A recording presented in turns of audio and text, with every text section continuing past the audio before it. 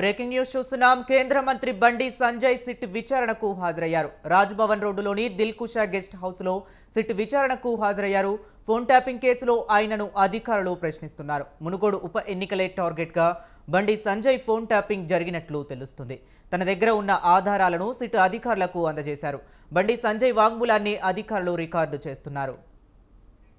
SIT విచారణకు వెళ్తూ మార్గ మధ్యలో ఖైరతాబాద్ హనుమాన్ మందిరంలో బండి సంజయ్ పూజలు చేశారు. ఆయన వెంట భారీ ఎత్తున కార్యకర్తలు, నేతలు తరలివచ్చారు. అనంతరం పాదయాత్రగా ఆయన దిల్కుషా గెస్ట్ హౌస్ కు చేరుకున్నారు.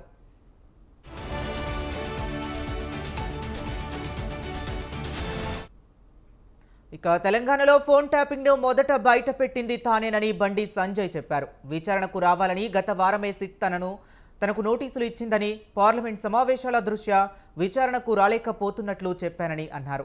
రాష్ట్రంలో ఫోన్ ట్యాపింగ్ కు మొదటి బాధితుడిని తానేనని చెప్పారు. కాంగ్రెస్ ప్రభుత్వం, సిట్ అధికారుల మీద తనకు నమ్మకం లేదన్నారు. సిట్ అధికారులకు రాష్ట్ర ప్రభుత్వం పూర్తి స్వేచ్ఛ ఇవ్వట్లేదని ఆరోపించారు.